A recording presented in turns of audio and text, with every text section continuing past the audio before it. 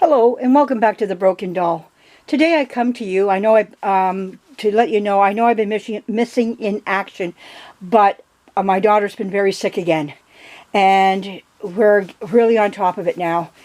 I think. I hope we're on to something. We've got a good gynecologist, and we're working with him, and he's really been helping her through a lot of this. But anyhow, what have I been doing? Well, I know I've said to you on there, like some people have asked me if they could send their doll to me, if I would work on their doll, and I would love to do it like I said, but I just have so many dolls. I've got boxes and boxes of them. I would love just to say, yes, send me your dolls, but the thing is, mine will never get done at that rate. I've had oodles of people ask me to do things, and like their dolls, and I just can't. When you see all what I have, I got about 300 of my own to do. But I made an exception for one lady. And the only reason is because she was so good to me back when my children were young at making birthday cakes and charging me next to nothing for them. And yet they were worth so much more. So she said her sister-in-law has a doll that needs to be fixed. And I said, let her bring it over. And I told them I wouldn't even charge them because she was so good to me back. She just didn't make one cake. It was several cakes. And charged such a minimal amount when she should have charged so much more. But she was good to us girls at work. And I want to return back. You have to give back, in places in your life. And this is one way for me to do it. So she brought in a boudoir doll. That's what this is. So I hope I can insert pictures of what she looked like at the beginning. And then I can show you my work and what I've done. She's almost done. I had to build fingers. I think I did pretty good. I'm pleased. I wish I could learn better, but I think I still did pretty good. Her paintwork, I think my paintwork's getting, I've never done a boudoir doll first. Let's just, now let's talk about a boudoir doll. What is a boudoir doll? Well, they were back in the 1920s when the women were cutting their hair and getting it short, nice and short. Skirts were coming up to above the ankle. Oh my goodness, they were daring women, but that was daring for its day compared to our days today. And what happened was these dolls were carried by French women in France, and what they would do is they would model clothing. And I also read they were high-end escort women too. We'll leave that part alone. I'll just let it stay there at that. But anyhow, because I've heard they weren't.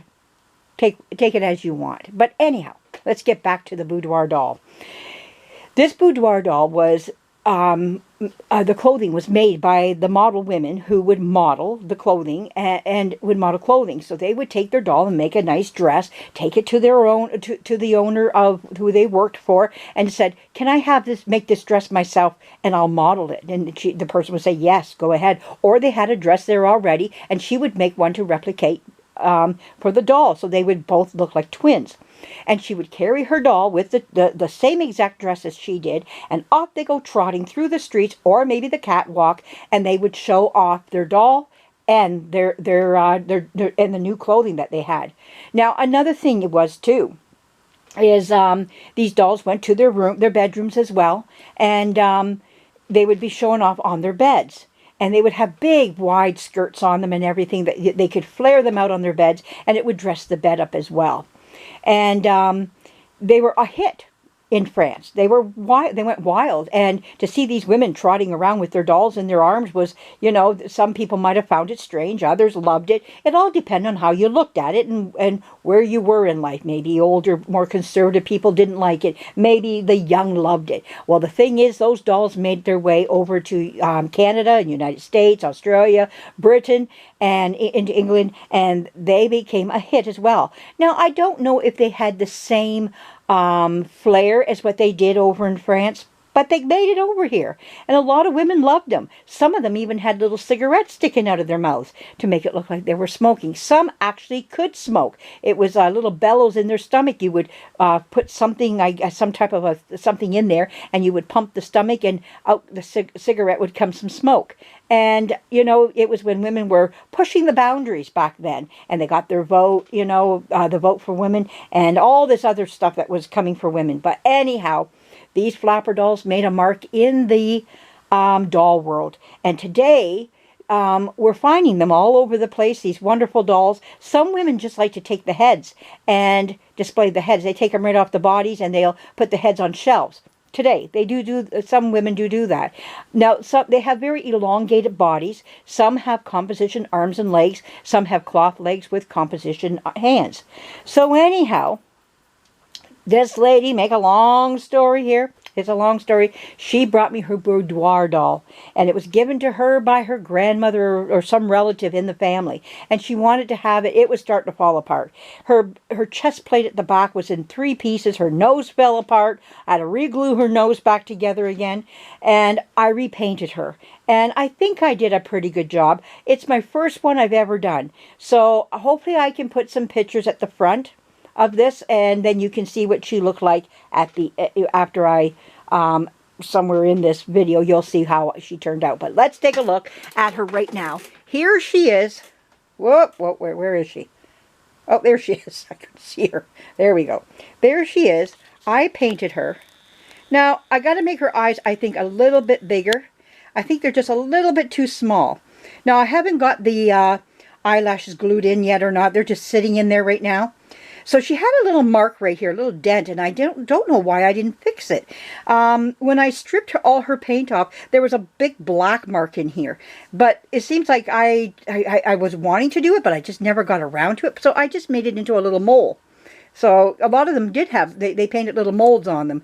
So there you go. So, but anyhow, that's what I did. Here's her one hand over here. There's her one hand right there. That's in good shape, okay? But I had to do this hand here. There we go. Now, it's what it is. I did the best I could to make fingers. I hope, you know, it's satisfactory to them. It's not like the first hand, I understand that. But you know something? I think it looks pretty good. If you were to put them like this, you know, I think that they look, you know, as good as they're going to get. Let's just put it that way. I did my best. I really did. I tried my darnest, you know, and but I think she turned out quite nice.